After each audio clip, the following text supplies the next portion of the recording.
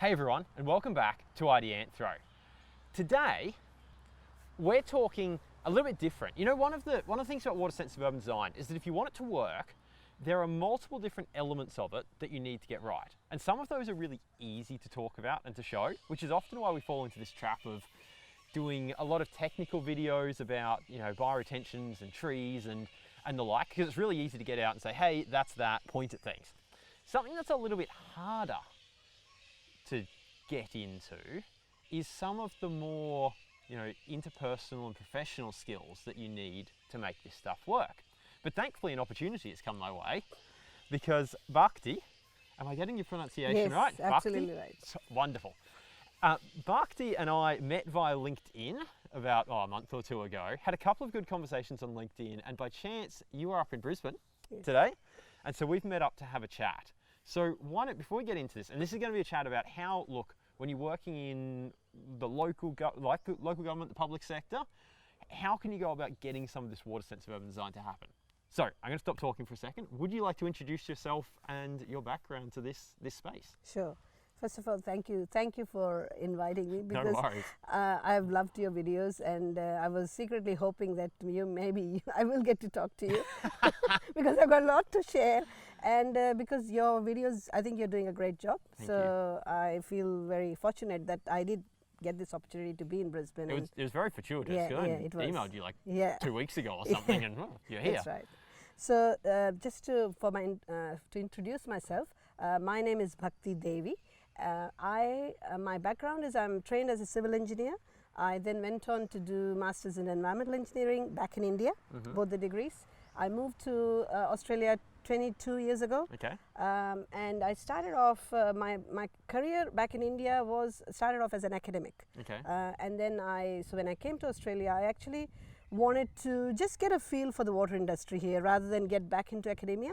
So I worked for a couple of years in the wastewater treatment as a process design person, writing some tenders, and but it gave me a good feel for what's happening in Australia. Okay. And from then on, I actually also worked for a little while as a research engineer, working for developing another biofiltration system for odor control. Okay. But my turning point in my career came when I actually joined the UTS Institute for Sustainable Futures back in 1999. Okay. And that was because they were at the time trying to help build capacity of organizations like utilities, like councils and the public sectors about sustainability. What does sustainability mean for their business? How do you have policies that promote sustainability? How do you have programs? So I got involved, and that was a fascinating world, because basically what Institute for Sustainable Futures did is, and it was a multidisciplinary group, and that's why I was part of the group, because they were looking for an engineer to join their multidisciplinary group.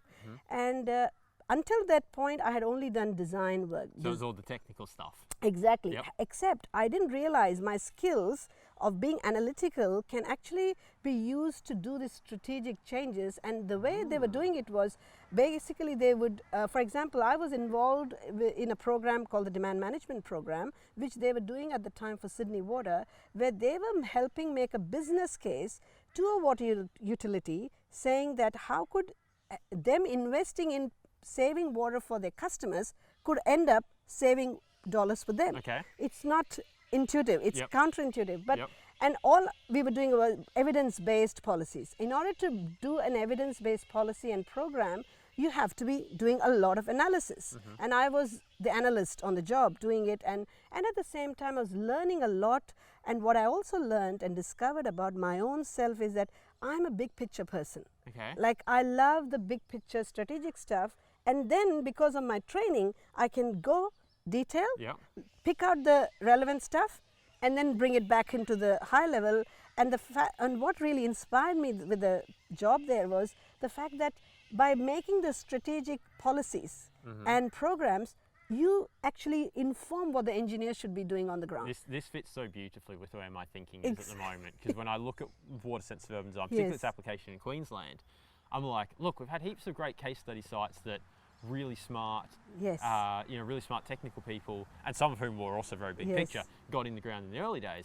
But our translation has been, it hasn't quite worked trying to translate it to everywhere, and it's the policy and the strategy that needs to make that Absolutely. translation. And what I also started to learn is actually engineers love their job and they are a detail people, most of them. And the communication between the strategy people and the engineers or the technical people, if that happens in a very consistent and a cohesive way, many of these, whatever the great work engineers are doing, can be done, can be informed at the strategic level. Then it becomes business as usual. Gotcha. Because what happens is, in most organizations, there are some pockets of good work happening. Not that it's not happening, but the consistency of it in a way that happens, it has to be, something has to happen at the strategic level to make it more business as usual and more consistent. This is the challenge in water-sensitive urban design as I see it. Absolutely. And I talk about it in terms of how do we mainstream it, but your terminology of business as usual, it's how do we make it just happen normally. Exactly. So then that was my training ground of learning strategy and how you can actually effect change more effectively by pulling those strategic levers. So having got that training over there, then I went away and did a bit of a PhD on the side. So that was my, like a bit of a detour I took. And then having finished my PhD, the first job I got was in the City of Sydney Council as their water strategy person. Right? And I had until that point never worked for any local government except we were developing policies for councils from outside when I was at ISF. Yeah, you hadn't been inside. In the tent, I had never worked inside, so I didn't have any network because of my 3-year and 4-year away doing PhD. I had no network in the council. I also didn't have people, in the water sensitive urban design field who were the experts. But I was very excited by the job because that City of Sydney Council job was basically driven by the fact that a very ambitious green mayor like Clover Moore, she had, her team had engaged with the community and they'd put out the Sustainability 2030 vision that they want to do local water, local energy, local waste management, and they called it the green infrastructure. And basically I was appointed to do what the water part of that whole green infrastructure would do. And the great thing was it was a blank slate. I had enough experience behind me to do all that I thought we could do from inside, actually sitting inside the council. Now, did you have like a team working for you, or how was that? Where were you in the? Because because I sat within the sustainability unit within the strategy group. And it was just me, one water person, making sure that any strategic stuff on water is looked after. So it was not a big team, except it's a matrix organization. What that means is, matrix means you have a role given to you, but the understanding is there are many other people within the council who you should be counting on as a resource and make sure that you bring their skills and capacities together to make things happen. So that's why, like, sometimes you may not have a team depending on, particularly if you're doing a strategic role, because your role is to coordinate, to facilitate. I quickly kind of understood that that's my role, is to coordinate and facilitate things that need to happen. Because this is a small group, not very well resourced, as in there are not too many. Someone is looking after the energy bit, someone is waste person, and that's all. That's a group of about 5 to 6 people, each one looking after their portfolio. So can I dig in a little bit to this matrix organisation? Sure. Did that manifest itself physically in, like, so I'm quite familiar with some of the local governments in Southeast Queensland, and the organisational structures are very much like a tree. Does that matrix structure manifest itself in the org structure, or was it still very much like CEO, DCEO, managers? Exactly. It still would be appearing as a hierarchical structure, but I think it's more in how you define your roles. How the roles are defined is a coordinator, a facilitator, and even if they are managers, that's what they're supposed to be doing, is to actually make sure that they are coordinating the resources that are. And also I think it was more the nature of the job. The unit where I sat was sustainability unit.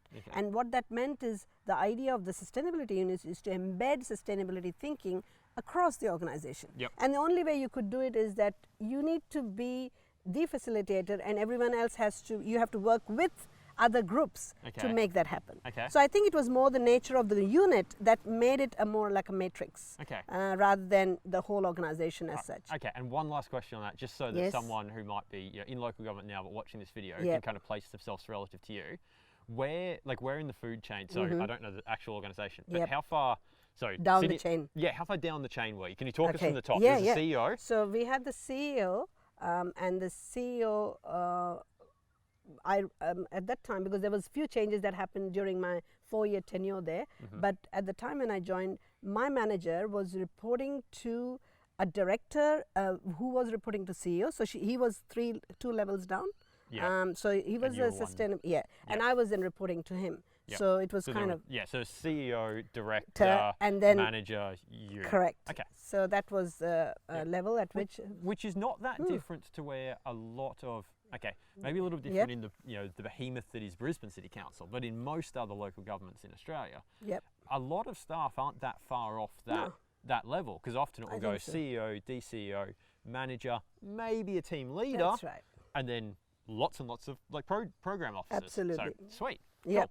So then, because I was new to the council, what I did, because I was new, and what I told myself is, I just need to learn, and it was like very much open to learning, and actually acknowledging that I don't know some things, and that's okay. Yep. And I was very comfortable saying to people, I don't know, not only because I was new, but also I wanted that. I mean, I just felt that people should feel free to say if they don't know something, and that's okay.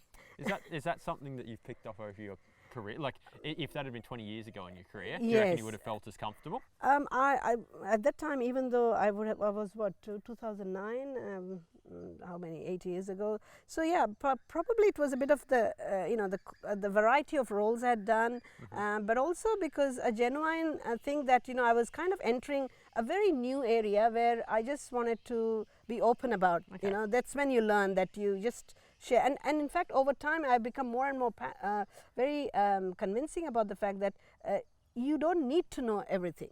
In fact, it's better if you don't know much, because what that does is, if you don't know much, you don't carry the baggage. And in fact, that allows you to ask questions to people. And you invite other people, because you're not an expert, and you're inviting someone else to comment on what their expertise is, and you become more collaborative. So it started off as, I need to be open to learning, to a point now where I say, I don't need to know everything. And even if I do, I want to put it back, and I want to learn something new from someone else. So that, with that mind, I said, okay, I am open to learning, and I have no idea where City of Sydney is in the map of water sensitive urban design, but then what I can do is I can talk to people who are already doing things within. Let me first understand what the council is already doing, or where does which are the units which actually play a part in the water part of the, because council is such a complex organization. They do everything from roads, rubbish, and water, and community space, everything. There's so many things. I have parks and landscape. I was very it was quite inspiring, because they're also very directly connected with the community. So how did you find? So it's one thing to say, like, found all the other departments and went to talk to them.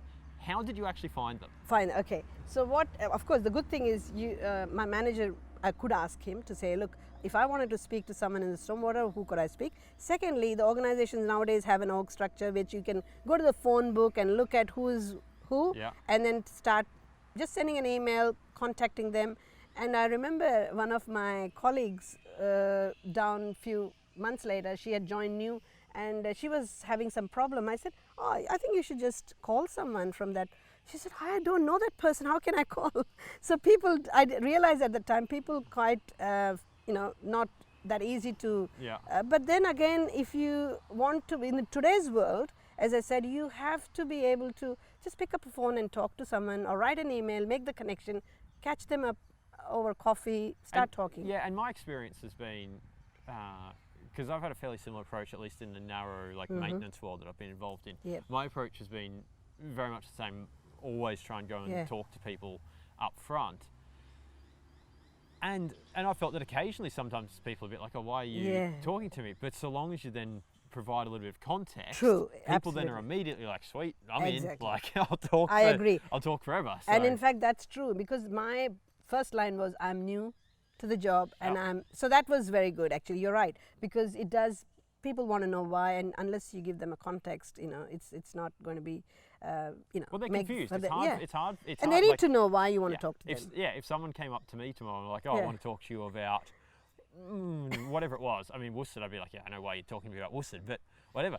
Unless they give me the context, I'm going to be Absolutely. confused, and it's going to be hard to get started. Exactly. So, okay. No, I think that's a good point, because all you do is you provide them the context and have the genuine intention of learning from them what they're doing or whatever it is yet you're wanting to talk Yep. to them about. So first contact I made was with the stormwater unit Okay. within the council, and I started talking to them, learning about what they're doing, and I learned during the course of my chat about what they do. And then I said, okay, how do you fund your projects? And they said, well, we collect stormwater levy. I said, okay, oh, you collect stormwater levy. And they mentioned, I think it was about $3 million or something, a nice big figure. Yep. I said, okay, I made a mental note, okay, we collect stormwater levy, we make this much money, okay. And then I went and talked to the urban design people who were actually implementing some of the projects, especially new projects that would come, because stormwater unit was doing all the maintenance and renewal works. So understood from them that they have got they've been doing some very good water center urban design in parks, and also they've designed some very nice stormwater harvesting scheme, which has been looked into for a few years by many consultants, but it's one of their kind of dream project, but no money to do it, so it's been shelved. I said, okay, made Yep. a mental note of that. And also luckily council was a part of this Cooks River Alliance, which was basically about 8 councils draining into Cooks River, getting together and doing this capacity building project, which was funded at the time by a research, I think UNSW and Rebecca Brown's Okay. Cooks River. I mean, it was the early seeds of Center for Water Sensitive Cities Sure. type of Yep. research. It was an applied research project. Yep. And that was a very interesting place where every few months we would all meet. Yep. And for me, it was my council network. I was creating a network of people or meeting people who actually have worked in council for a long time, and I could learn from them and hear about their frustrations. So I was kind of learning from that as well. But most importantly, that project also taught me that how important capacity building is, how important community engagement is if you want to get any water projects up and running. Okay. And those things I really, I was like a sponge. I absorbed that, and I said, okay, that's something I need to, collaboration, community, capacity building and all is very important. And so I also became very passionate about, we need to do water sensitive urban design, but how, I had no idea. Okay. Because I wasn't into designing things, I wasn't, working in the stormwater unit. But I said, okay, as a strategy person, I went to the manager and said, look, I think what we need to have is have a water strategy created for City of Sydney, and that would be a great start. Okay. And he goes, yeah, that's a great idea, but we don't have budget. Okay. I said, okay. Oh, I thought there must be a budget, but how do I make my budget? I need to, and also at the time that budget making process was on, and I just remembered that we collect $3 million from our stormwater levy. So I went to my manager and said, look, I think because we collect that levy, maybe we should use certain proportion of that to create the water strategy, because how else are you going to know, how are you going to fund that money? So it's more about being creative, picking all this information, joining the dots. There's a stormwater unit that collects the levy, sustainability needs money for a strategy. I'm sure we can make a business. Anybody, it makes logical sense, right? If you want to spend $3 million, you should spend at least $300,000 making a plan. How are you going to spend the $3 million? Sure. So he said, okay, and he called George, the director, and the budget was in. Okay. That sounds disturbingly simple. The Sorry. way you just described that. I know, it was. Was the how? Okay. Why don't we dig into that? Because sometimes, it's often in the details. Yes, The real, yes. the real nitty gritties and the real Sure. useful tools are. So, was that as simple as it sounded, or did you have to support that somehow? Okay. What was? No, it was actually very simple. I Okay. have actually made it. I haven't shared even more how simple it was. It was over a phone call, actually, Okay. literally. And the reason I think it can be explained. Why? Okay. Because see, when the leadership of an organization has a has a very clearly laid out vision that they want to do community Sydney, sustainable Sydney 2030, which clearly lays out what are they planning to do, what the community wants. It's community's aspirations, stakeholder aspiration. We want to do local best practice water sustainable water management, Yep. and local energy capture, local waste management solutions, everything. Okay, so once the leadership has put that vision out, and then it's a matter of the middle managers and people like ourselves who are working in the middle, the doers, to then figure out what resources can we pull together and make a case. Yep. So that's why I often feel our role is to manage up, because we understand the area, right? This is an interesting one, because because sometimes you hear the kind of like, oh, you know, that we wait for the manager to. Yeah, like people are on the ground, really intimately involved with their particular bit of knowledge, can see like, oh, if we only did that, but of course aren't in the position of power to make that decision. Sure. But to place ourselves in the role of managers, Yes. what I understand is often they're crying out for someone Yes. to come and just clearly and succinctly say, well, look, this is the situation Absolutely. as I see it. Yes. How does that fit with what Correct. you have from a managerial point of view? Not like, look, we need to do Yes. this, because sometimes we don't get the context, Yep. but to come along and say, hey, look, I've noticed something. Can I describe it to Yep. you? And then can we see if it fits with what Yep. your policy and managerial context is, and see if there's some crossover. So, But also, I think sometimes we bog ourselves into too much of details, because see, what we are talking here, in this particular case, it was a budget, creating a budget. All I was saying is, if we want to do, because my role was to create something in the water, right, in order to make the green infrastructure a roadmap for how we're going to create the water part of the green infrastructure. Yep. So all I was saying is, we need to have a plan. We need to have a roadmap, a strategy. Yep. And that strategy, I could use that strategy to put some evidence behind what exact actions we could be taking and why. Yep. In order to do that, so there's a process in every council to create a budget Yep. for every manager's Yep. projects. Yep. So here I was making a case, we should have a strategy. So in his line item, he could include what is strategy, budget, right? Yep. Now, he said there's no budget because they're yet to ask for money to Yep. the council. And I knew that, of course, you'd have to ask money. Yeah. But if I could point to a resource which I have just found out about, Yep. it helps my manager to, whenever he's meeting, I didn't know it's going to be over this conversation. I thought if I let him know, look, there is a resource that council has, he can remember that or make a case based on that, Yep. then it will be easier rather than take council's money to ask for the budget, right? Yep. So I was kind of, as I said, it's about joining the dots, Yep. right? And it was a very logical thing to do, and George, that's why he agreed, because he said, yeah, that makes sense. And the reason George and my manager Chris, they were aligned to, or they were supporting me, is because they were helping, they themselves were aligned to the leadership's vision. Gotcha. And I think another thing was that you need the managers, not all managers would be as supportive, I suppose, but the culture, the managerial culture over there was to actually entrust and delegate. And once you found the right person for the job, you give them enough support for them to figure things out. And I think that also was part of the whole thing. So Yep. it was not just, unless if I had that kind of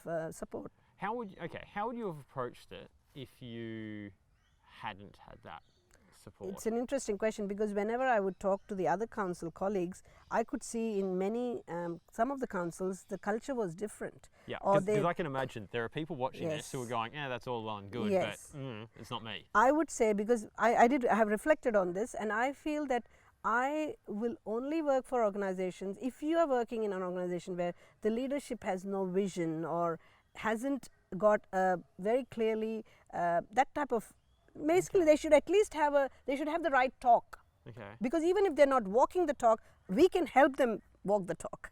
Yeah. That's how what I believe. Like, at least if they have the talk, that's good enough. At least I can use that to say, look, this is what we should be doing because of Okay. this particular. So if you don't have that, then don't work for that organization, because it can be very, very draining on your energy. Oh, yeah. Yeah, because then you're not. As I said, like, that's my personal view. How does Because that work long term for society? Like, how does an organisation No, like but- that change if so it's not coming from well, inside? you have to work for early adopters. I guess what I'm saying is, if something very, very new find an organization or find a group okay. or find a person or find a company who actually does the work that you feel. Okay, so Passionate yeah, about. so yeah, okay, so That's you're what I going with mean. if you find someone who's passionate about it in a line, Yes. do it there, which then essentially creates a case study, Exactly. which then might be able to be supplanted to Yeah, other. Okay, because you don't want to waste your time, because it's a waste of time, I feel. I mean, especially if you are passionate about something and you're just hitting the wall over and over again, that's waste of time. Yep. At least I wouldn't work. I think we just might have just convinced a whole bunch of local government people to consider leaving their jobs. Oops. Because they might be better, because you can use your skills and sharpen your skills better working in an organization where the leadership is wanting to do the things. Yeah. Look, I mean, and it does. That's all I mean. It does match up because people often talk about like Yeah. the. To like, retain. well, yeah, but like the golden era of Brisbane City Council, Mhm. when they were really innovative Yeah. and at the forefront of water sensitive urban design, it lined up with a The mayor who was particularly interested Exactly. with interest in the health of Moreton Bay. And I'm not saying current Brisbane City Council isn't interested in Yep. that, but that particular organisation at the time was really. Yeah, you have to have really all the right people. The leadership should be right and hiring the right people. But when you look around some of the big name players of water sensitive urban design in like Queensland or even now moved on to other parts of Australia, a lot of them came out of Brisbane City Council Right. at that Yes. time.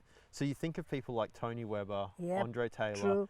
Fiona Chandler, these sort of people all came out of BCC at that Yes. time. Where now that you've described this, I'm like, so this was a mix of obviously they're people Absolutely. with immense capabilities themselves, But the leadership. but they also came out of a time where the leadership was particularly interested. Absolutely, especially if you're working. If you're on your own, that's a different story. But if you're working, you have to make sure. I mean, that's one of the things that place taught me, is that I was able to do a lot of work within 4 years only because the leadership was very much aligned, like they wanted me to do it. Yep. Otherwise I couldn't have done. So so that's why we are working together, like it's a team. It's not, I couldn't have done it myself. Neither their leadership, their vision statement alone wouldn't have delivered anything. So you need the whole team, the doers and the managers and the visionaries to work together. Yep. So having then got the budget allocated for the water strategy, my next thing became, because I understood that council, the type of things that they were very keen to do was more around water recycling. Okay. They wanted to do local water capture and water recycling. How did you become aware of that? Good question, because as soon as I joined my job, Details. I've realised in this conversation, I'm not going to have to prompt you to say stuff, but I am going to occasionally have to be like, tell me the detail in that. yes. So when I got my job and I joined it, so I understood it's to translate what our Sustainable 2030 document has said about water. Yep. So I just took the document, PDF, Control F, looked at where the water Word appears, searched it. Yep. searched for the term water, and there was hardly 2-3 sentences. Yep. That's all there were in the whole document, because it's Okay. council. There's so many things Yeah. that they're planning to do. So the water statement simply said they want to do local water capture and sustainable water management. Okay. That's all. So I said, okay, if that's the starting point, which is enough, that's plenty to. Yep. if- Well, in a high level Yeah, document. in as high well. level It's document, not that's- like we're writing a major No, plan and it needs to be exactly. on every page. Exactly. So I said, okay, given that they want to do water recycling, which is really going beyond their call, or because in Sydney, it's Sydney Water who's the water utility, Gotcha. right? So council, stormwater, Yeah, roads. council's responsibility as such is more around stormwater. Anything else they do over and above it's quite beyond their brief, really. Yep. So I understood that, and I said, okay, let's first focus on before moving on to water recycling, which means we would have to call out to other players to join in order to facilitate that. But before we tell others how they can help us do recycling, we need to make sure that we are doing the best practice in our own things that we have control on, which Okay. is stormwater. And that's when I started digging and learning more about water sensitive urban design. So when you found water recycling, Yes. that was talking like water reuse. Yeah, of, like sewer mining and, Okay. picking, even groundwater, anything. Yep. Look at local water resource and Okay. how can we recycle and create Gotcha. our own water resource. Yep. So I said, okay, stormwater harvesting is one thing, but more importantly, council's responsibility is stormwater management. So let's see what are they doing. What are we doing at the moment, and how can we make it best practice, or whatever is the best thing we can do. And in that course of my learning, I learned that water sensitive urbanization is something very useful. So I kind of almost at one point became quite obsessed with knowing that rain gardens are a great thing. How can we build rain gardens in a city? And I would call these experts and the consultants and find out from them. And they said, like, most of them said, look, city is pretty established place. That's not the best place to do rain gardens. Mostly we do it in a brown field where you starting, a development, get the developer to do green it. field. And City of Sydney is a pretty old, and it's a very, very old part of the city. No greenfield sites, maybe a few brownfield sites. Which is where a city like Brisbane is heading. Yeah. It's not completely there, That's right. but it's getting close. Exactly. So I just said, but let me just start. I would go on the street walks and find out the locations where it may be possible. And maybe I said, because I came from the strategy perspective, like what if I estimated the number of rain gardens we could build and look at how much it would cost, and then we can try and find a budget. That was my thinking. And but what that did was, even though it was a very naive way to go about thinking, what it did was it opened my mind to opportunities. So at that time, when I was doing all this, obsessively calculating where we can build rain gardens and how much it will cost, I overheard, not like through grapevine, because I was not a manager at the time. So I just found from manager's conversation that a stormwater unit, which was called the civil works. Okay. They would do all the renewals, road like renewals. Construction So stormwater would sit with road, traffic, anything to do with renewal and asset management. So they are on this big program, and I forget the exact $1 million of footpath renewal program. So what that program was doing was ripping footpaths and putting in place new footpaths. Because it's an old city, right? A lot of footpaths to be ripped and replaced. That's why that was particularly important. Exactly. And then put some nature strips. I said, what? They're going to rip footpaths? And here I'm estimating the number of footpaths we need to rip to build rain gardens. And someone is already ripping footpaths and they're putting nature strips. All I need to do is get them to, instead of nature strips, get them to build rain gardens. So I spoke to my manager again, as I said, because it's about local sustainable water management. He said, go and talk to the director of the business unit, and maybe if I can convince him, then I spoke to George, who was the director at the time there, and he said, well, you can speak to the construction manager because we've already kind of almost started the contract, or the contract has been given out. So I said, okay. I met with the construction manager and the landscape manager, Andrew and David, and I said, look, we need to build rain gardens. And Andrew goes, what's a rain garden? I said, it is blah, blah, blah. This is what rain garden. Oh, I said, that sounds fascinating, because because he's a construction guy. He said, if you give me the drawings, I'll do it, because he was on. But David, the landscape manager, says, no, but we've already given the brief out, and we need to do this nature strip. And because I had already spoken to his boss, George, I had this confidence, and also my naivety. I said, well, I've spoken to George, we can change the brief. Okay. It felt very dramatic. We can change the brief. But the most important part was, I said, look, let me promise you, I can get you the drawings. And once I get the drawing, then maybe we can start having another conversation about how much it impacts the contract, etc. So, and also given the contract was immediately on, I had to, it was like thinking on the feet literally, and it just the circumstantially it was like that. I'm not saying that everyone would have the same circumstances, but I guess when you are contemplating and reflecting on these things, talking to people around you, it feeds you ideas or what's happening within the council, and then it basically opens your mind to opportunity. That's what I would say to learn from these conversations. So where it all ended is basically, so in order to help Andrew provide the drawings, again I went to George and said, look, all he's saying is if I give him the drawings, he's going to do it. So he said, well, I don't have a budget. You can find your budget from your sustainability unit. But I said, look, so he said, $10,000 is the maximum he can have, because that's the limit of the delegated in discretionary thing. So I said, okay, I've got this 10,000, I'll take it, but either I can make the drawings and give it to Andrew, or because I was also become by then a capacity building champion, Okay. or advocate of capacity building, how could I use this money to build capacity rather than give him the drawings? Yeah. So I turned that money into a thing where I actually involved everyone in the council to go on a site visit, look at a space and say, we're going to build a rain garden here. Yep. Okay, and I took the consultant with me. And I said, we're going to build the rain garden here. And then I had the stormwater drainage engineers, the traffic engineer, the park, the tree person, everyone. And they all were, first of all, I was communicating to them what a rain garden is and what's going to happen. And I invited comments to say, what do you think? And please give me your objections, because I by then knew that a lot of people objected to rain gardens, because for good reason, and I always thought they have objections for good reason.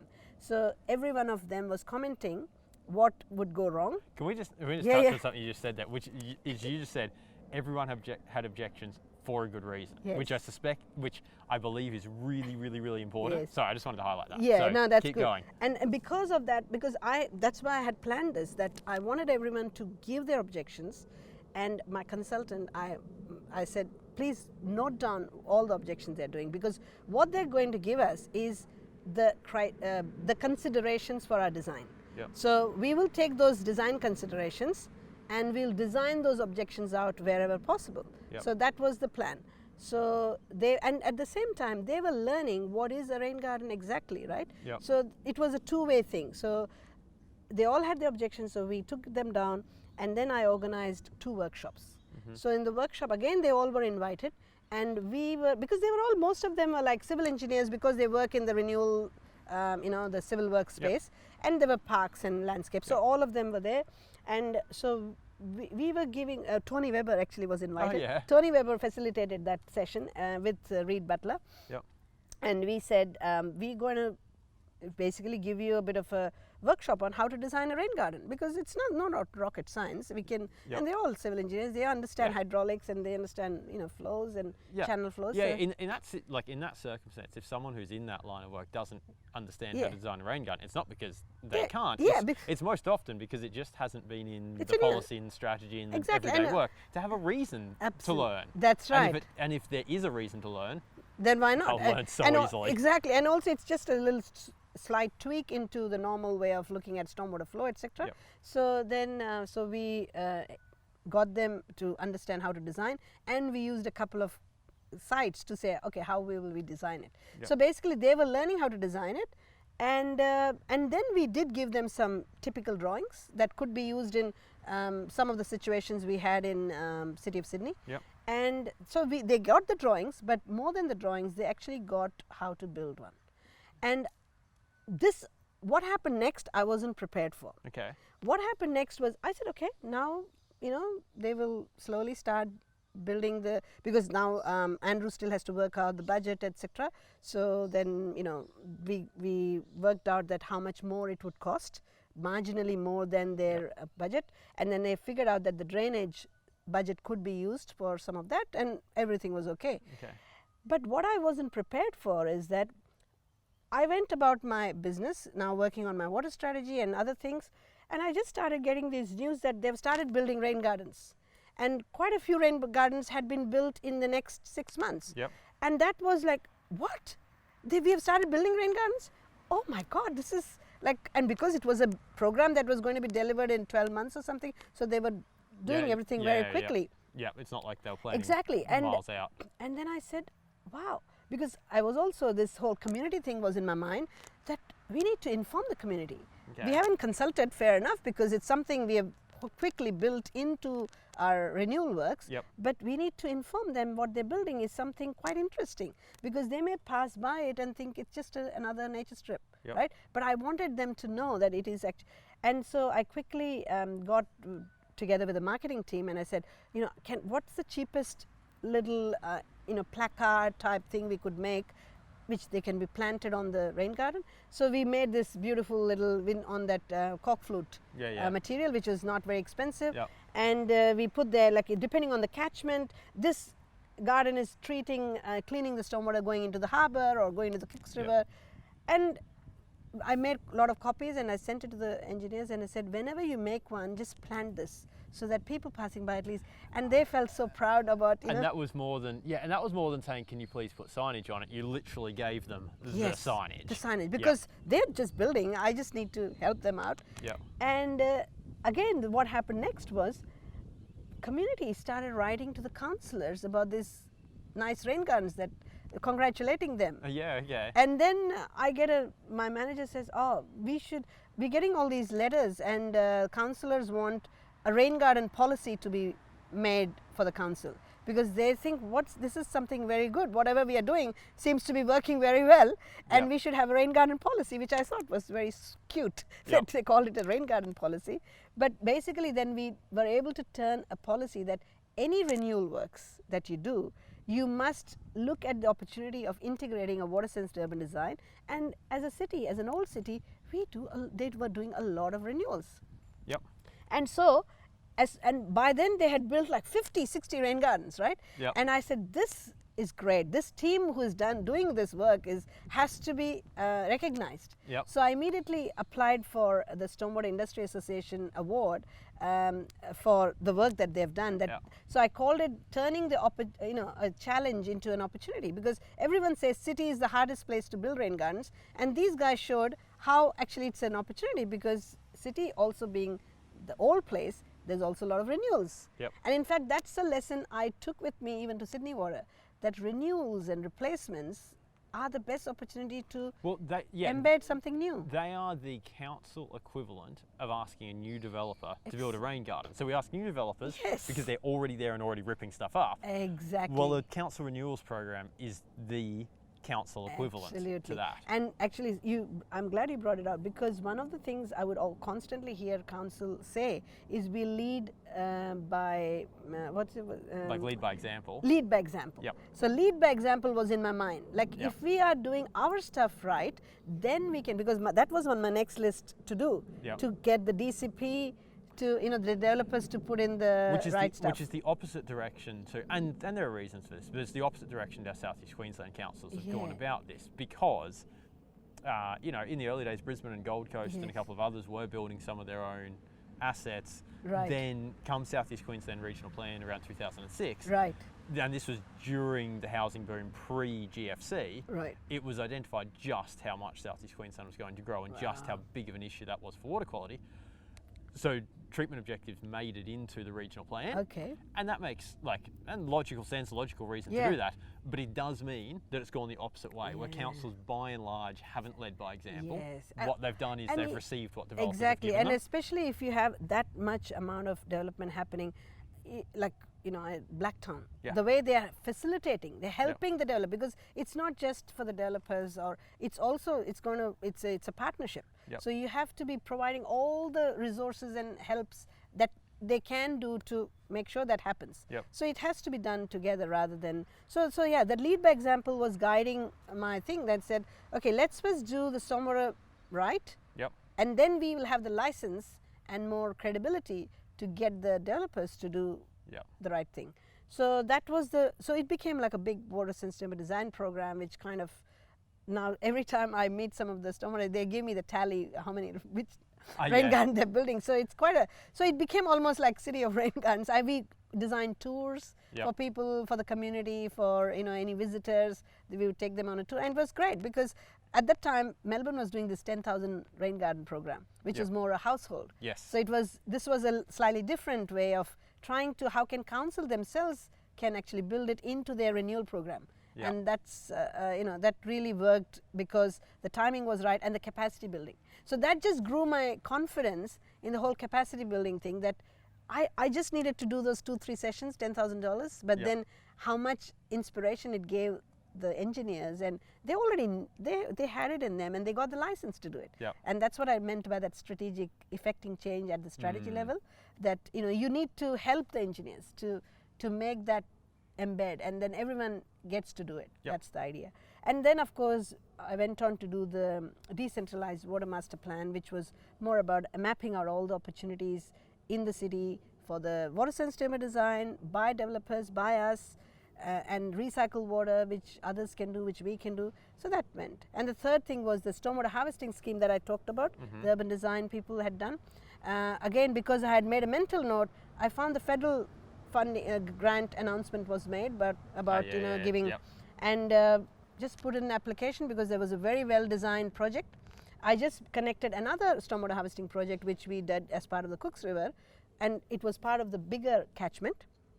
So put them together, and it became a large enough scheme because there was a limit that we had to have at least a $4 million big scheme for those. Yep. And this was like, I think it was about $16 million scheme together. Yep. It was the largest stormwater harvesting scheme within any of urban catchments. Yep. And we won $8 million. Yep. So that was like winning a lottery almost. Yeah. But no, I think it's more about, like, everyone had done all the right jobs in the council, but as a strategy person, I was able to connect the dots. So, okay, so it strikes me here, like one key theme of this is essentially, well, okay, let's go a few key themes I picked up. One of which is just go and talk to people because opportunities will pop up through those conversations. Absolutely. Theme number 2 seems to be just take advantage of opportunity. Like, if an opportunity is there, just run with it. Almost don't question it, just run and see with where it takes you. Yep. Did you,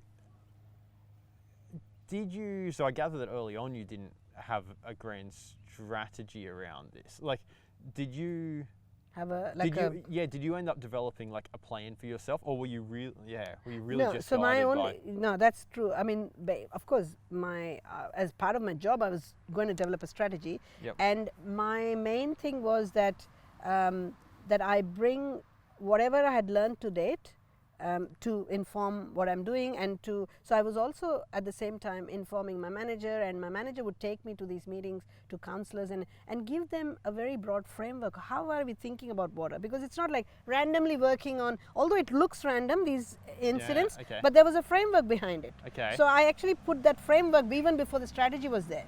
So I put together, because I had to, when I had to make a case that we need a strategy, so I said, look, the way we think about water within a city is that we look at what at the time, I mean, total water cycle management, integrated water cycle management, and in that context, there are things you can do at the preventative level, as in you can do efficiency, you can do source control on the pollution side.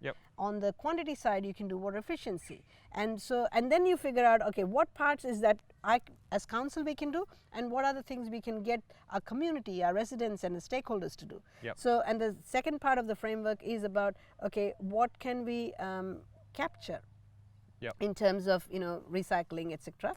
And so, but the main effort should be, let's prevent pollution at source, which is what as councils we can do, because we are into stormwater management, and we can promote water efficiency.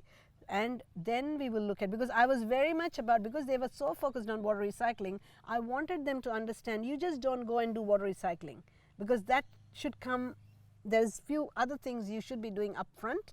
And with that intention, I had put that framework together. So they don't just go only about water recycling because it sounds cool, it's like ribbon cutting projects, but let's also do projects which you should be doing, because that was my training in the sustainability thinking, right? So it's of course recycled water is important, but there are other things also that can be done. So so at what point, so you said you spent 4 years at City of Sydney. Yes. At what point did this, and like you described it when you first got there, it was very much a, like, just go and talk to people, really not sure. At what point in that tenure did it shift from being just talking to people and chasing whatever opportunity popped up towards, oh, actually we there's a bit of a picture and a framework? Like, in fact, so I was doing the framework part, I had worked out in my mind, and that's what's guiding me. Straight away? Because of course. Day one? Because that's what I was trained in, because that's what I had done in ISF all this time. Understanding integrated water cycle, and I had before that I'd worked for the Kogarah town centre, so I had done this total water cycle management. Is this a framework of how you wanted the city to work technically, or a framework of how you were going about for water, your work? About my work, because water as soon as you talk sustainable water, the framework is let's do what is upfront, quality or quantity. Okay. So water efficiency, because this is the training I've always done. Like whenever we are promoting sustainability water management to councils or utilities, this is how we look at opportunities. Okay. We guide our thinking on that basis. Okay. So the way you look at, okay, what can we do demand management, what can we do water efficiency, how can we prevent pollution at source, and then we say, okay, then how do you do substitute the source of water, right? So that, with that in mind, my aim was to first educate or build capacity of my manager to get this big picture framework so that they understand why is it I'm not going and doing recycled water. Okay. I want to do this first. And that was not in there. They hadn't spelt out that they need to do stormwater, water sensitive urban design. They hadn't spelt out we need to do water efficiency. What they had spelt out was sustainable water management and water recycling. They loved water recycling. So how did you help build your manager's capacity? So let's get really that's really I'm glad you're asking, because activities. I've always wanted to, like I felt like whenever I would hear frustration, I would say, you just do this. Okay. So make up time with your manager and say, look, because this is my brief and this is how I'm thinking about it, because what the principles of sustainable water management, and talk the language of principles. Okay. Because it's not I'm saying this or someone is saying it. It's the principle of how you manage water sustainably. Okay. So the principle is this, and you may also want to talk about examples and about what other cities are doing. At that time, I did point to what Melbourne is doing, because at that time Melbourne city had put out a water balance, etc. So I showed that this is what others are doing, and this is the way, and also making a case that what is it that council as an organization we have direct control on, and what is beyond our control. And I pointed to them that recycled water is slightly beyond our control, because we don't, it's not in our part of our responsibility, it's going to be more challenging. So that's why, and he liked what I showed, and that's why I really appreciated that he would take me to meetings to the councillors, so that I could explain to them what I had explained to him. Yep. So it was like I was then explaining to the council, same framework. So everyone was like in the journey, understand, and I wanted to make sure everyone has a shared understanding, because once you have a shared understanding, if I'm saying I want to do this, they can connect with that framework and they understand why I'm suggesting this. So it strikes me as a decent analogy. But it strikes me at the core of that is the fact that your manager can't read your mind, so can't know to ask you these things unless you go and proactively tell it. And it's like, it's really no different to like in a personal relationship. If you've ever had an argument or a disagreement with someone in a personal relationship, and like this is argument, and you get to the end of it and you're just like, oh yeah, I kind of just forgot to tell them how I was feeling, and so we like disagreed for like half an hour. It's the same sort, like it's just communication is key. And it's just open. And it's not communication like, look, we have to do it this way communication. It's just, look, this is how I'm thinking about this stuff, this is how I'm feeling, what do you think? Yeah, exactly, absolutely. And because, truly, because all you want to do is to really, and also for me, I was trying to understand the process. Is there a process I need to make sure that, to apply for budget, I need to do this. I don't know. And you're making an effort then to understand your manager's world. It's not just about, hey, look, here are some cool things I've thought, but it's, here are some cool things I've thought, and how do they fit into your world? What is your world, by the way? And in fact, that's very true, because, for example, in the city of Sydney, they had this vision which I could connect water to. But some other council, they may have something else as their big agenda. So I encourage people to try and see where water could fit within the council's own aspirations. Yeah, I've done a video in this. Have you seen Simon Sinek's Golden Circle video? Yes, that's right. So I have this concept, I've done a video about this in the past, but essentially of two golden circles. And you think of yourself as one of them, and you want to do water stuff, and you know exactly why. Good idea. And the council wants to do something else. And I first thought of this with respect to Logan and DJ and the crew at Logan. Hi DJ. But DJ and crew recognised, they didn't think about it in terms of golden circles, but they recognised that actually the council cared about, like, we're doing a whole bunch of other activities, and for this reason, and they just went, where's the overlap? Where's the bit where the what's on the outside of Simon's Golden Circle overlap, and yours I'm going to match. sell, going to go Absolutely. for that. So you can always, and water is such a all-pervasive thing, you can always connect water to anything. That's what I believe. Yep. Like if some councils are very good on community side, of social side of things, you can connect water there as well. Which was the angle that Yeah, DJ and the team at Logan connected into. Absolutely. So the first thing is to really see how does your role fit within that larger, councils or organization aspiration. Yep. And then make the connection, and you first have to convince yourself that it is connected. And once you convince, that's when you can pass that conviction on to others. Because if you are still doubting, don't go and talk to your manager. Okay, fair enough. Because that's my feeling, that the reason sometimes, you have to first be fully convinced that this is doable and this is aligned, and arrive at your own. First get, fully aligned within. Okay. And then you become better placed to make a case. Because if you're convinced, then it's easy to convince someone else. Okay. If you have doubts, then it doesn't work very well. Okay.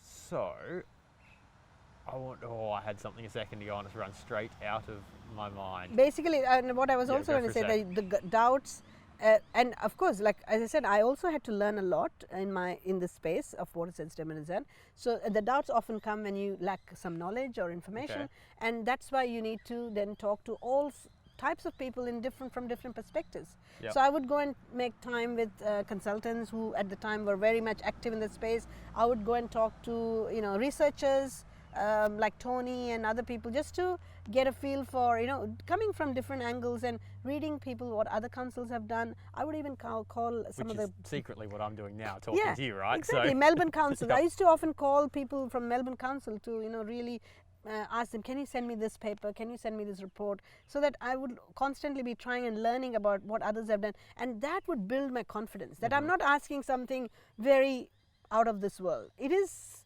people have done it. Yep. People have done in these circumstances. So I would really get as much information as possible to build my own understanding of it to the point where I become convinced that this is doable. Cool. So it strikes me, you've told me like a whole bunch of really useful stories, useful events that occurred, but it strikes me that a lot of this has been like, this is the way it happened and it worked. Presumably not everything that you did in this space worked, yes. right? Can we talk about like, how did you approach that? And whether we talk about a tangible example or whether we talk in generalities, I don't know. How did you approach when something that you attempted to do didn't go right? Yep. One of the things I was really passionately wanting to do was when we started to develop the water strategy or the decentralized water master plan, I was very keen that community is engaged while the plan is being developed. Okay. And council normally would do the community consultation after the plan was developed. Yep. And I just was very, very, I wanted to see that I'm able to convince them that we can do it as part of, because we had already engaged the consultants. It was a 12-month long period over which they would be doing all the technical analysis required to do the plan. And so I tried talking to my manager, but my manager had to convince the green infrastructure director, and he wasn't so convinced. And so, but I would like to, I was really wanting to hear the objections, and of course the objection was we don't need to do it because it's too early. And so then they started giving the reason that the budget, it can be a very lot of budget, but then I managed to somehow, because as part of, again, it was circumstantially, Cooks River at the time was allocating some money for from that research project, $30,000 to say, look, you can try and use it to build a rain garden or whatever. So I said, no, I would like to use it to do community engagement. Okay. So I brought that, I said, okay, we've got the budget for community engagement. And the consultants had already started working on that, but I wasn't giving up. So I was quite persistent. And the other thing I wanted was a stakeholder also to be engaged. So not just community, stakeholder and community. And then I would talk to this community engagement specialists, people who understood, because I didn't understand community engagement. I always thought it is the messiest process you can do. But then I converted into something that we must do community engagement. Okay, so then I would try and understand that, and Twyford's Stuart was great. With him, he explained to me that how within you can basically, community engagement is something. It's not about how long the process is or how many people you've engaged. What it's about is asking the right questions to the community, and you can do it in many ways. Like the idea is to ask the right questions and get that input from the community. So I said, I've got a very limited budget and I've got only 12 months, and I had done that homework before to feel that take the 30,000 and we can do community engagement, right? So it feels like we skipped over a little step here, because it was a case. Well, okay, no, I made an assumption here, but let's just check whether my assumption is wrong or right. Initially, you met some resistance to doing the community engagement. It was still resistant. I'm still not winning yet. I'm still. Okay, that's what first they said that you can't do it. So, but I was still working with these community engagement people to understand what I'm doing on the so side. up front was you can't do it and budget's a problem. So you got budget, but then it's still a problem. It's still a problem. Exactly, it's still a problem. And so then I'm still, but I'm figuring out that I can do it if they say yes, because I have a process and I can manage. So that's when I had to go and get the detail of the process, because they said, but it's only within 12 months we have to get the master plan out. And how are you going to do community engagement and stakeholder engagement in 12 months time? Okay, so the second concern is timing. Timing. Okay. So that's when I had to go get a detail. So how do I do? Like I got 30,000, got 12 months, what do I do? So then I was proposed the idea of reference group. Okay. So you can have a community reference group and a stakeholder reference group, and you have 4 meetings through the 12 month. And I said, great. So then I went again. This time I was very confident. I was not giving up. The time is there, money is there. I know the process. I can't take no. What was wrong this time? But then it just occurred to me that in my discussions, I would try and convince why we should do it. But then I just turned the question around and said, okay, if you are prepared to take the risk of not engaging with the stakeholders and not engaging with the community and put the plan out and get no feedback or backlash, I'm okay with it. Because I am just doing my job of letting you know. So instead of you let go of it. Yeah, I let go, but at the same time, I turned the question around. They were saying it's risky, but I was suggesting to them it's riskier not to do it. And this comes into cognitive biases, because we feel much more comfortable with the thing, like the devil we know as opposed to the devil we don't. Yes. Often the thing that we know is worse than the thing that we don't, but the uncertainty makes it seem worse. And also what I did was, I said, well, then it would be you are making the call of risking not to do it. Yep. Okay? So that... But you had to become okay with, because you had to take a risk that they'd say, yeah, we're fine with that. And also, like as I said, like my job is to make sure I'm bringing all the best information. And I felt what I wasn't framing my thing right was, I was trying to defend that, why it won't be risky. Interesting. Okay? Why it won't be risky. Rather than actually recognizing the fact that it will be risky, it's just no more risky. Yes, and in fact it is riskier not to do it. That's what I was not communicating. Yep. And and that's what was driving me actually. That actually it's the other way around. Why am I defending myself? So this comes back to something that you said really early on, where you made a comment about, like, you started out doing technical work as an engineer and had analytical skills, but that was you applying, like, once you, like, that process of you figuring that out was an analytic, like... No. Well, but you can, like, eventually it was you going, oh, actually, I've analysed this and the correct situation is this. It wasn't applied to, but it wasn't analytical skills applied to how do we design that technical thing. It was analytical skills applied to a social situation. Understanding the process, because the other thing I learned is community engagement is a science. It's an art and a science. Yep. And often many engineers tend to give their opinions on why it shouldn't be done, or what about this. And so I just said, like, just like you wouldn't invite random comments on someone giving you technical opinion or an opinion on your technical design, community engagement is exactly like that. It's a science. It has to be done very precisely. Yep. It can be managed with the resource and the time that you've got, provided you have to ask very strategic, proper questions. Even designing question, it's an art, it's a science, and you need to be very, very careful about how you... Just like good water sensitive urban design. Exactly. So I then, because I admitted that it's a science, and that's why I would consult them, and I learned a lot by talking to people who are good at it, and then but often the decision maker is making that call on whether to engage or how to engage or not to engage on whim, just because it's community and we think it's just about talking to people, so anybody can do it. And I just want, that's not the case. If you do it properly, you can do it well, you can do it the budget is not a problem, time is not an issue, it's more about how well you design that whole thing. And it can be designed well to get more out of whatever resource you got. So I used to think that it's a very, very expensive process, it's a messy process, but no, there's a science behind it and you can do it. Yep. So yeah, but that's something I managed to convince them. Yep.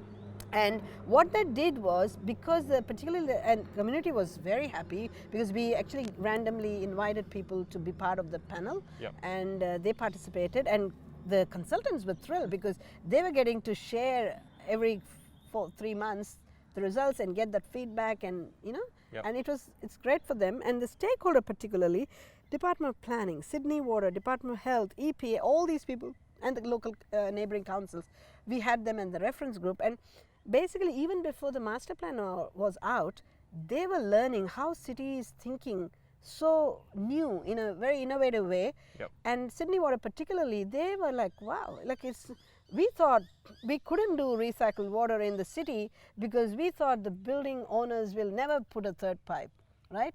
And here we had engaged with the building owners, and they were telling us, yeah, we can replace, we do every 5 years replacement of our plumbing, we can consider. Yep. So we were factoring those things in, and that was opening Sydney Water as an organization, their view on actually councils are thinking differently, and now we need to change how we look at water services. Yep. And it was almost like we influenced, partially. City of Sydney was responsible to influence how Sydney Water shifted to say we would like to do innovative value-adding services, rather than the usual, drinking water, wastewater collection. And you know what just struck me, and this is going to go back a tiny little bit, but it just struck me the parallel, the difference in scale here. So we started this conversation about you came into this role and needed to figure out what you were going to do, so you went and talked to people. Yes. Well, that's essentially a community consultation on a small personal scale. Correct. And so then several years later, scale this up, and the council needs to figure out what it's going to do in this space. Correct. So it needs to go. Why would we not, if that's, well, actually, this could kind of describe it, because a lot of the time, I actually don't think we do a very we collectively as society don't do a very good job when we personally come into new roles of actually going and talking to everyone and finding stuff out. So it's possibly not surprising then that our government organisations don't do it very well themselves either. And even now, and although they recognize, because most organisations are now really talking about, we need to act as one team and we need to be collaborative. They're saying all these right words, but the change of culture is hard, because ultimately you can change the structure of the organisation to facilitate more collaboration. You can do everything, but people, unless you and I do that talking, nothing that the organization does is going to change, right? Yep. So that's why, and also I feel, actually people often feel, oh, unless you're a manager or a CEO, you can't. No, actually it's not true. As long as you got the leadership saying the right things, if the people in the middle did get together and share ideas, exchange stuff, without feeling, oh, this is my space, that's my project, your project, we have the power to change it. And the ultimate reality is that the leadership can't do stuff. Exactly, and they recognize it. It's really common when, and I wish I knew the source for this research that I'm thinking of, but really commonly when you go out and interview people who are activists on the ground and then interview leaders and managers and CEOs, they all have the same complaint, which is, I'm so cut off and isolated from. But it's just the opposite way around. The person on the ground is like, I'm so cut off and isolated from making the decisions. True. And the person making the decisions is, I'm so cut off from the details on the ground from which I need to make the decisions. It only works if both levels talk to each and other. also the leaders do want people to. So, at the moment I'm working for Sydney Water, and I do encourage my colleagues to say, look, let's do our best in informing the management, rather than saying that, unless the managers say we can't do it, which is in many cases it is true depending on how the managerial systems work. Of course. But you You've got still to adapt to the people and because the process. I think, yeah, exactly. And also it works the other way, where managers also have to entrust that, look, my job is to support you. You are good at what you're doing. You tell me what should be the, like, you know, as a subject matter expert or as a person in the space, your job is to help me, and my job is to help you help me. And if the managers don't do that, that's where the problems happen, and that's where the cultures don't change. Where managers are still stuck in doing, where they should be just letting the doing, leave the doing to us, and just help on supporting us rather than. But yeah, so it takes the other thing I felt I should say in this conversation is, water-sensitive urban design is such a unique space or a unique topic, where whatever happens in an organization in terms of innovation, collaboration, you know, co-op or communities, it's all comes together in that water-sensitive urban design. Okay. So if you, as a council's culture, in fact, it's almost an indicator of council's culture. Ooh, like I would say, like this. because because that's like an indicator where if you are able to get your water sensitive urban design together, because you couldn't do it without being collaborative, you couldn't do it without being open-minded and innovative, and you couldn't do it by staying in your silos. So if you're not doing it, then know that the council, as an organization, the culture is where the problem is. Ouch. Well, I've said it, I'm not working for it. That might have been a little bit damning for the whole of South East Queensland, but anyway. I'm just saying, I have no particular council in mind, but this is like, if you are as a leader or as a manager looking at your organization and saying, if you want to know the pulse of your organization, just look at how much water sensitive design happens. And true or doesn't happen. And we mean true water sensitive urban design, which has the multifacets, not necessarily the bioretention in the corner. No. What I mean is as part of a mainstreaming or embedding as part of your thinking. Because the thing is, we are at this stage, we are at an age where every organization has to think of regenerative economy, because we can't afford not to. In fact, even I should share, there's a recent the Insurance Council of Australia, like their meetings, they've been saying the Insurance Council of Australia is making climate change as a very important part of, it's a risk that they're not going to overlook, or it's not something like, you know, they're going to take it very seriously. It means something. So that's saying a lot. That means, what I'm saying is, like, every organization, whether it's public utility or, you know, they all have to be very, very careful of what they're putting in today. Because all the stuff that we do today gets locked in for that many years, you can't change it. So it's very, very prudent, and it is important that you look at every opportunity you can of regenerating resource. You know, and if you don't do it, that means you're not doing your job, because you're putting your organization, your community, your stakeholders at risk. So if that's so you should know that this is, and in order to move out from that phase, you just cannot do these regenerative stuff without coming together, without being collaborative, without being innovative, or without doing the old way. You have to change your way of thinking, and in order to change your way of thinking, you have to be open-minded.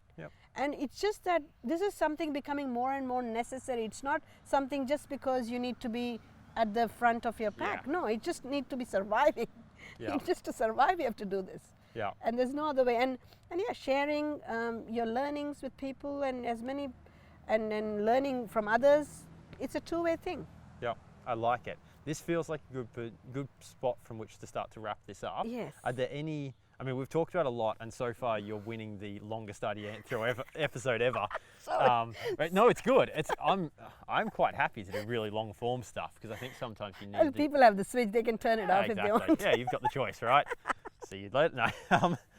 But is there anything else, any other angles that you want to approach this from before we wrap up in a couple of minutes? No, I think basically most of the things I wanted to share, I was very keen to share, I have shared, because I think I would encourage everyone to be more sharing on the professional networks, because it is very important nowadays because there's so much happening around us, Yeah. and you get courage, you get information, and it's I really like the fact that it's democratic now. Like, for example, write stuff. Like, whenever you have an opinion about something, don't be a social media introvert, because it doesn't help you or anyone by holding on to the knowledge. Just share it in the spirit of sharing.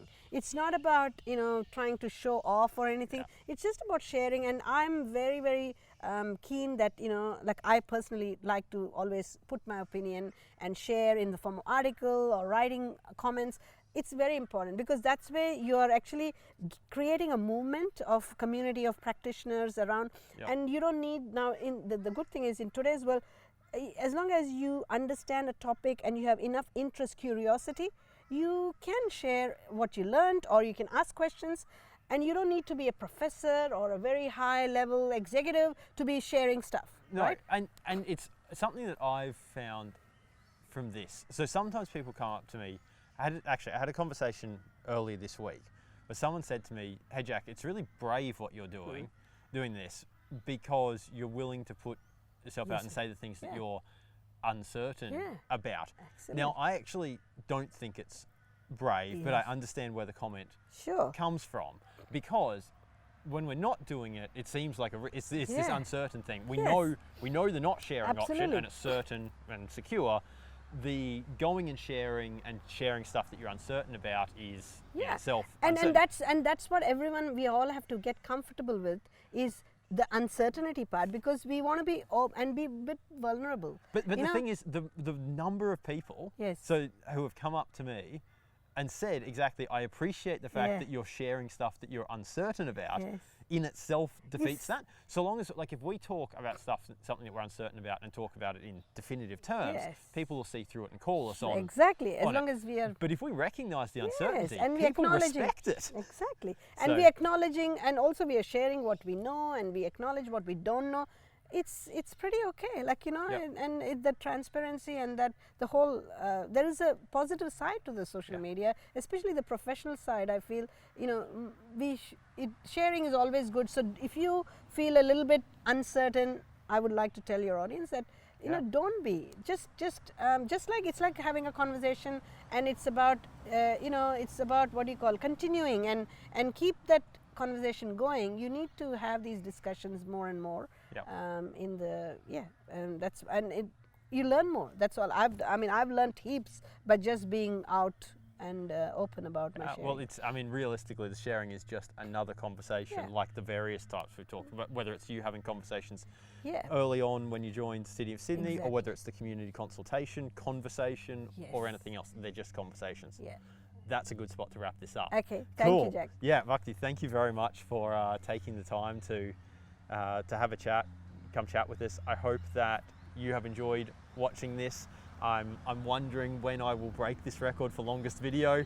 It'll happen eventually, I guarantee it. But for now, thanks for tuning in. We'll see you next time. Thank you. Bye.